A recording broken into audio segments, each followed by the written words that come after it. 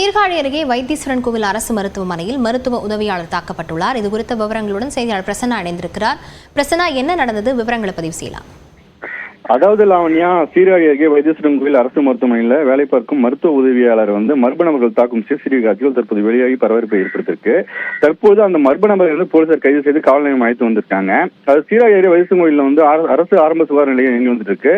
இந்த சுகாதார நிலையத்தில் வீரமணி என்பவர் மருத்துவ உதவியாளராக பணிபுரிந்து வந்துட்டு இருக்காரு.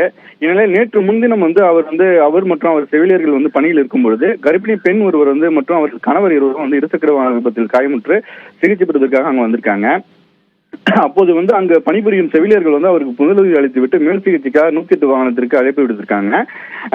இந்நிலையில் அங்க வந்த கர்ப்பிணி பெண்ணினுடைய உறவினர்கள் என்ன சிகிச்சை அளித்தீர்கள் என தரக்குறையாக செவிலியர்கள் மற்றும் அவரை திட்டிட்டு மருத்துவமனை பணிபுரியும் மருத்துவ உதவியாளர் வீரமணியை தாக்கியிருக்காங்க. இந்த காட்சிகள் அங்கு வைக்கப்பட்டிருந்த சிசிடிவி காட்சிகள் பதிவாயிருக்கு. இதனை அடுத்து இந்த காட்சிகள் தற்போது சமூக வலைதளங்களும் வைரலாக பரவி வந்துட்டு இருக்கு. மேற்கண்ட சம்பவம் குறித்து முதன்மை மருத்துவர் காசி விஸ்வநாத் வைத்தீஸ்வரன் கோயில் காவல் நிலையத்தில் புகார் அளித்திருக்கிறாரு. அவர் அளித்த புகாரின் அடிப்படையில் போலீசார் விசாரணை மேற்கொண்டு வந்தனர். தற்போது தாக்குதலில் ஈடுபட்ட முகேஷ் என்பவர் தலைஞாயிறு பகுதியை சேர்ந்த முகேஷ் என்பவர் போலீசார் கைது செய்து காவல் நிலையம் அழைத்து வந்திருக்காங்க. லாவண்யா, விவரங்களுக்கு நன்றி பிரசன்னா.